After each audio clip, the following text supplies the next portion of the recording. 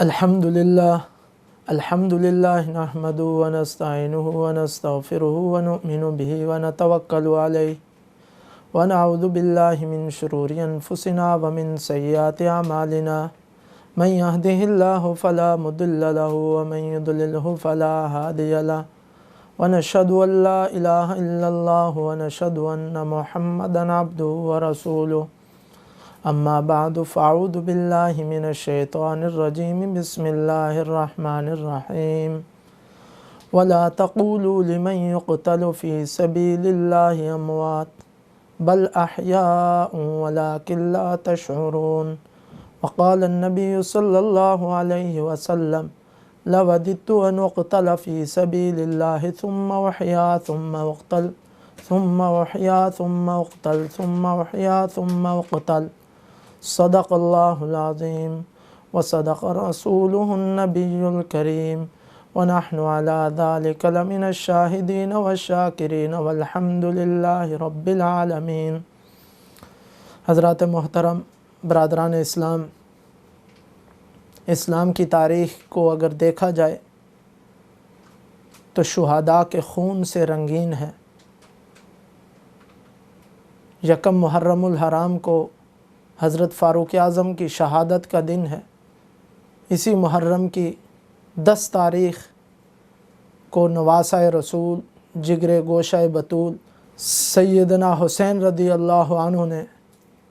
اپنے اہل خانہ سمیت جام شہادت نوش کیا۔ سیدنا حسین رضی اللہ عنہ نواسہ رسول ہیں، جن کا بچپن رسول اللہ صلی اللہ علیہ وسلم کے ساتھ گزرا ہے۔ آپ صلی اللہ علیہ وسلم نے ارشاد فرمایا، اے اللہ میں حسن حسین سے محبت رکھتا ہوں، اے اللہ تو اس سے محبت رکھ جو ان سے محبت رکھتا ہے، اے اللہ تو اس سے بغض رکھ جو ان سے بغض رکھتا ہے۔ سیدنا حسین اور سیدنا حسن رضی اللہ عنہما کی محبت ایمان کی نشانی اور علامت ہے۔ آپ صلی اللہ علیہ وسلم نے فرمایا، حضرات حسنین جنت کے نوجوانوں کے سردار ہیں، اور رسول اللہ صلی اللہ علیہ وسلم نے ارشاد فرمایا کہ حضرت حسن کی وجہ سے اللہ تعالیٰ مسلمانوں کی 2 جماعتوں کے درمیان صلح کروائے گا، اور حضرت حسین کو ایک ظالم شہید کرے گا۔ حضرت حسین رضی اللہ عنہ نے 10 محرم الحرام کو جام شہادت نوش کیا، جسے واقعہ کربلا کے نام سے یاد کیا جاتا ہے۔ واقعہ کربلا کیا ہے؟ اس کے بارے میں بے شمار باتیں کی جاتی ہیں، تحقیقی مضامین لکھے گئے ہیں، مجالس منعقد کی جاتی ہیں، اور بہت کچھ کہا اور سنا جاتا ہے، من گڑت قصے بیان کیے جاتے ہیں۔ لیکن اگر 2 لفظوں میں کہا جائے کہ واقعہ کربلا کیا ہے، تو اس کا جواب 2 لفظوں میں یہ ہے کہ واقعہ کربلا اسلام کے خلاف سب سے گہری سازش ہے۔ اب آئیے چلتے ہیں، آتے ہیں اس کی تفصیل کی طرف۔ رسول اللہ صلی اللہ علیہ وسلم نے اپنے مختصر وقت کے اندر اسلام کو حجاز مقدس کے طول و عرض تک پہنچا دیا۔ جب رسول اللہ صلی اللہ علیہ وسلم مدینہ منورہ کے اندر تشریف لائے تو وہ 10 مربع میل کی ایک ریاست تھی، ایک قبیلہ تھا، ایک معاشرہ تھا۔ لیکن جب رسول اللہ صلی اللہ علیہ وسلم اس دنیا سے تشریف لے گئے تو تقریباً 10 لاکھ مربع میل تک اسلام کا حکم، اسلام کا مذہب اور اسلام کا قانون نافذ ہو چکا تھا۔ جب رسول اللہ صلی اللہ علیہ وسلم اس دنیا سے تشریف لے گئے تو کفار نے یہ سمجھا کہ یہ ایک وقتی تحریک تھی، ایک سیاسی تحریک تھی جو شخصیت کے آنے سے آ جاتی ہے اور جانے سے ختم ہو جاتی ہے، لہٰذا انہوں نے اسلام کے خلاف سازشیں شروع کر دی۔ مسیلمہ کذاب نے نبوت کا دعویٰ کر دیا، کئی لوگوں نے اسلام کا انکار کر کے ارتداد کو اختیار کر لیا۔ ایسے موقع پر حضرت فاروق اعظم رضی اللہ عنہ خلیفہ بلا فصل رسول اللہ صلی اللہ علیہ وسلم کے یار غار اور خاص رفیق، آپ صلی اللہ علیہ وسلم کے مزاج شناس، انتہائی رحم دل، نرم مزاج، لیکن جب اسلام کے دفاع کا معاملہ آیا تو حضرت صدیق اکبر رضی اللہ عنہ کا جملہ وہ تاریخ کے اوراق پر چمک رہا ہے کہ آپ رضی اللہ عنہ نے فرمایا ينقص الدین وانا حی، کہ دین کے اندر نقصان آئے اور ابو بکر زندہ ہو، ایسا نہیں ہو سکتا۔ حضرت فاروق اعظم حضرت ابو بکر صدیق رضی اللہ عنہ نے اسلام کے خلاف جتنی بھی سازشیں تھیں ان سازشوں کا کلا کما کیا، مرتدین کے خلاف جہاد کیا، مسیلمہ کذاب کے خلاف جہاد کیا۔ 2 سال کے مختصر وقت کے اندر حضرت صدیق اکبر رضی اللہ عنہ نے تمام فتنوں کا کلا کما کر کے اسلام کے چمن کو اور اس ذمہ داری کو حضرت فاروق اعظم رضی اللہ عنہ کے حوالے کی، اس دنیا سے تشریف لے گئے۔ حضرت فاروق اعظم رضی اللہ عنہ کا عظیم دور تھا، 10 سال تک اس خلافت کی ذمہ داری کو نبھایا اور اسلام عرب سے نکل کر دنیا کے کناروں تک پہنچ گیا۔ دنیا کی بڑی بڑی طاقتیں، کفریہ طاقتیں زیر و زبر ہو کر رہ گئیں، جن میں قیصر و کسریٰ اور ایران وہ حضرت فاروق اعظم رضی اللہ عنہ کے دور میں فتح ہوئے، اسلام کے زیر نگیں آئے۔ کافروں نے دوسری چال چلی، انہوں نے سوچا اور پلان بنایا کہ اسلام کے خلاف سازش اجتماعی طور پر کامیاب نہیں ہو سکتی، اب منافقانہ انداز کیا جائے، جتھے کی صورت میں اسلام کا مقابلہ نہیں کیا جا سکتا، اب کچھ لوگوں کو بھیج کر اپنا کام پورا کیا جائے، اسلام کے اندر اسلام کو کمزور کیا جائے۔ چنانچہ ابو لولو مجوسی، جس نے حضرت فاروق اعظم رضی اللہ عنہ کو مسلح رسول پہ شہید کیا، وہ ایرانی تھا، تو ایران نے اپنا بدلہ لینے کے لیے حضرت فاروق اعظم رضی اللہ عنہ کو شہید کروایا۔ حضرت فاروق اعظم رضی اللہ عنہ کی شہادت کے بعد اسلامی خلافت کی ذمہ داری اور اسلام کے نشر و اشاعت کا یہ کام حضرت عثمان رضی اللہ تعالیٰ عنہ کے ذمہ لگایا گیا اور وہ مسلمانوں کے خلیفہ ثالث بنے۔ ان کے دور کے اندر بھی اسلام نے بہت تیزی کے ساتھ دنیا کے علاقوں کو فتح کیا اور دور دور تک اسلام کا آفاقی پیغام پہنچا۔ اب منافقین نے، دشمنان اسلام نے ایک اور سازش کی، دوسری سازش بھی ان کی ناکام ہو چکی تھی حضرت فاروق اعظم رضی اللہ تعالیٰ عنہ کو شہید کرنے کی، کہ اس کے بعد ان کی شہادت کے بعد حضرت عثمان رضی اللہ تعالیٰ عنہ کے دور میں اسلام اور تیزی سے پھیلا، تو انہوں نے کہا کہ اب ایک اور طریقہ اپنایا جائے۔ انہوں نے کہا مسلمانوں کے اندر اختلاف ڈالا جائے، ان کے اندر گروہ بندی کی جائے، ان کے اندر نفرتیں پھیلائی جائیں۔ تو اس کے لیے عبداللہ ابن سبا یہودی شخص نے اسلام کا لبادہ اوڑھ کر مسلمانوں کے اندر آیا اور اس نے مسلمانوں کے درمیان اختلاف ڈالنے کی کوشش کی۔ اس نے بنو ہاشم اور بنو امیہ کو ایک دوسرے کے مقابل لانے کی کوشش کی۔ اور اس نے حب اہل بیت کا نعرہ لگا کر مسلمانوں کے درمیان اختلاف کی داغ بیل ڈالی۔ حضرت عثمان رضی اللہ عنہ جو شروع سے ہی مالدار تھے، جب مسلمان قسم پرسی کے اندر تھے تو حضرت عثمان رضی اللہ عنہ نے اپنا سارا مال اسلام کے لیے وقف کیا، مسلمانوں کی مدد کی۔ ہر موقع پر جب اسلام اور مسلمانوں کو مال کی ضرورت پڑی تو حضرت عثمان رضی اللہ تعالیٰ عنہ نے مال پیش کیا۔ اب ان کے خلاف منافقین نے پراپگنڈا یہ کیا کہ حضرت عثمان رضی اللہ عنہ اقربا پرور ہے،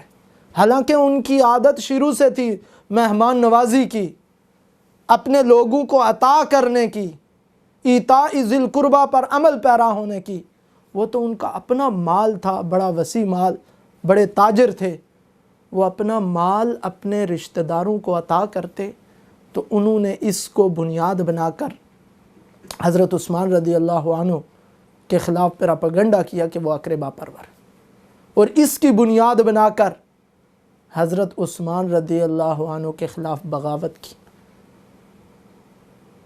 چنانچہ حضرت عثمان رضی اللہ عنہ 12 سال خلافت کرنے کے بعد، خلافت کی ذمہ داری نبھانے کے بعد، تقریباً 35 ہجری میں حضرت عثمان رضی اللہ عنہ کو مدینہ رسول میں شہید کیا گیا۔ حضرت معاویہ رضی اللہ عنہ شام کے گورنر تھے، انہوں نے پیشکش کی کہ آئیے ہمارے پاس آ جائیں اگر وہاں پر باغی ہیں، یا ہمیں حکم دیں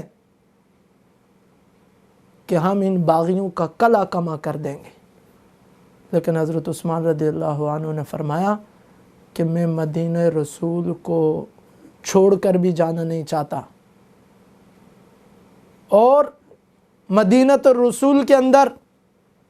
میں خون بہانا بھی نہیں چاہتا، لہٰذا میں یہاں پر شہید ہو جاؤں گا لیکن میں خود خون نہیں بہاؤں گا۔ اور تیسری بات یہ ہے کہ وہ خلافت کو چھوڑنے کا مطالبہ کر رہے تھے، اس مطالبے کو بھی پورا نہیں کیا، کیونکہ رسول اللہ صلی اللہ علیہ وسلم نے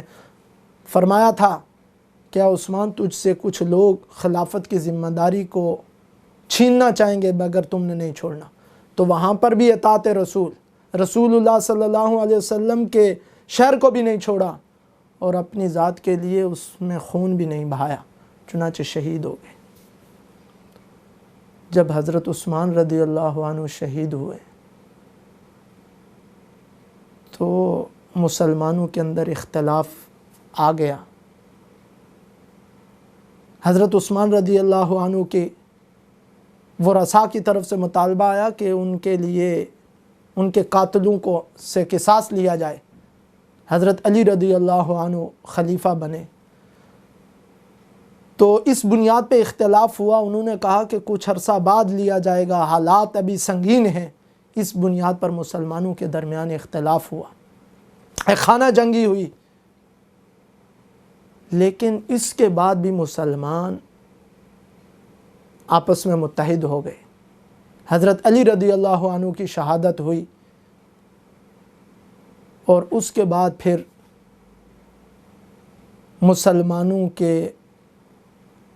مسلمانوں نے اپنا خلیفہ حضرت حسن رضی اللہ عنہ کو بنایا، لیکن کچھ ہی عرصے بعد حضرت حسن رضی اللہ عنہ نے حضرت معاویہ رضی اللہ عنہ کے ہاتھ پر بیعت کر لی، اور اس کے بعد اسلامی خلافت کا ایک سنہری دور چلا۔ 20 سال تک مسلم امہ کے اندر اتحاد اور اتفاق پہلے کی طرح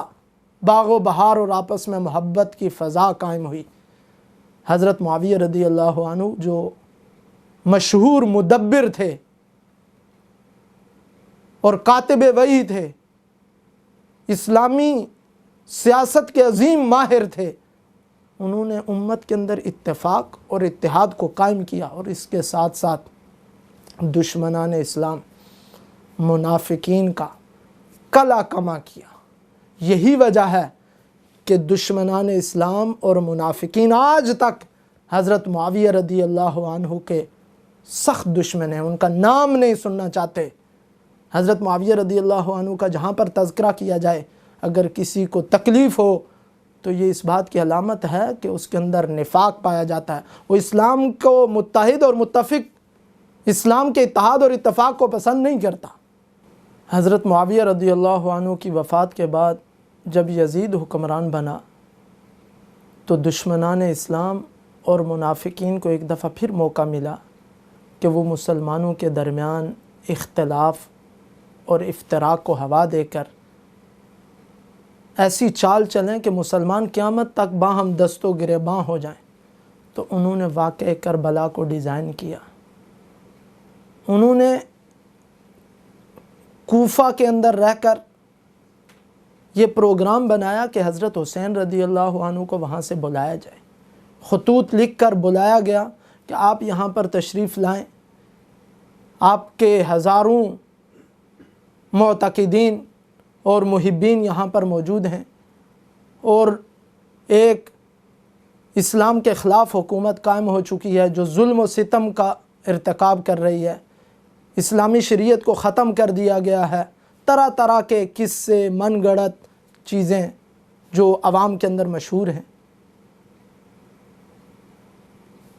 تو حضرت حسین رضی اللہ عنہ کو بلایا گیا مدینۃ الرسول سے کربلا کوفہ کے اندر۔ تو جب کربلا کے موقع پر پہنچے تو انہوں نے رسول اللہ صلی اللہ علیہ وسلم کے خاندان کو اس طرح گھیر کر شہید کیا کہ تاکہ نہ قاتل کا پتہ چلے، نہ سازش کا پتہ چلے، اور قیامت تک مسلمان باہم دست و گریباں رہیں۔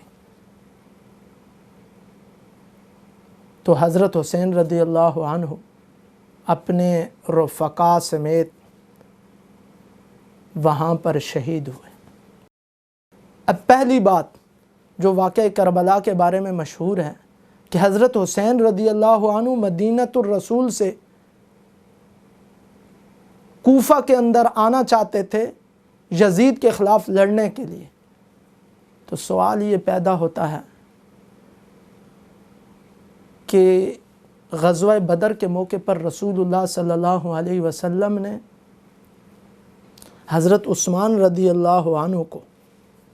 روک دیا تھا اپنی بیٹی کی تیمارداری کے لیے کہ آپ غزوہ بدر کے اندر نہ جائیں، میری بیٹی اور آپ کی اہلیہ وہ بیمار ہیں، آپ ان کی تیمارداری کے لیے رک جائیں، اور ان کے لیے حصہ بھی مقرر کیا غنیمت کا۔ تو رسول اللہ صلی اللہ علیہ وسلم تو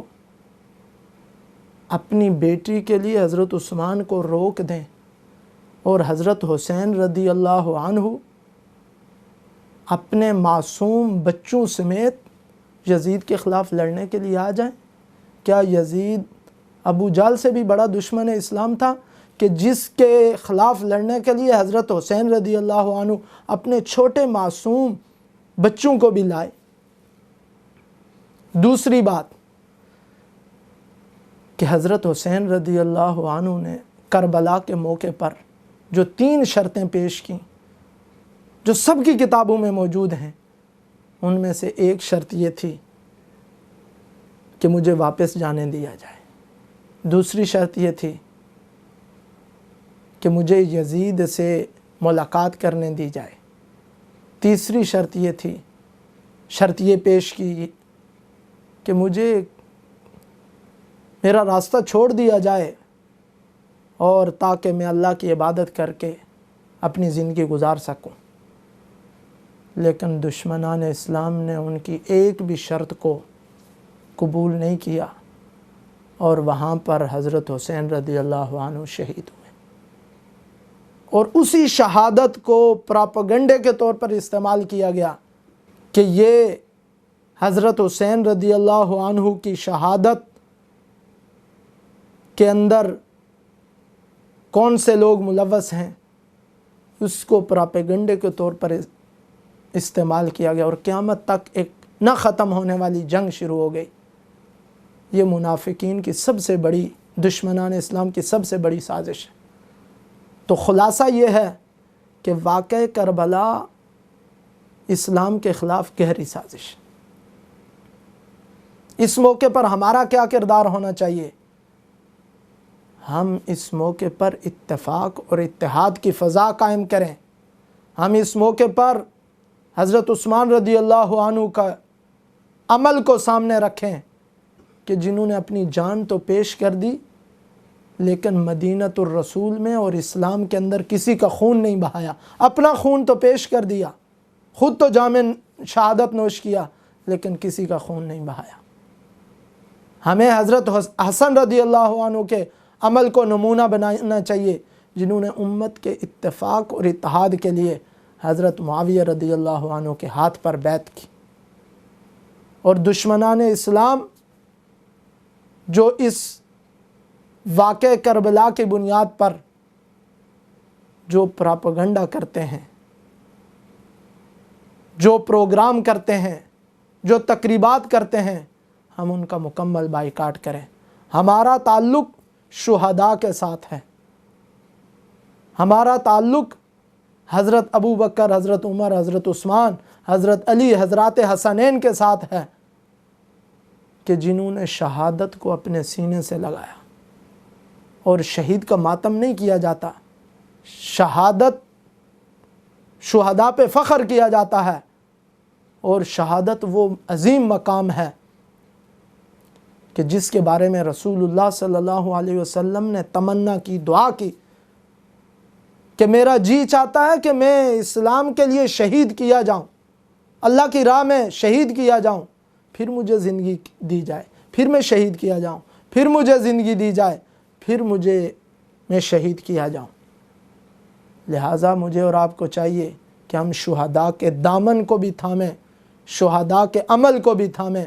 اللہ تعالی ہم سب کو سعادت والی زندگی اور شہادت والی موت نصیب فرمائے۔ وآخر دعوانا ان الحمدللہ رب العالمین۔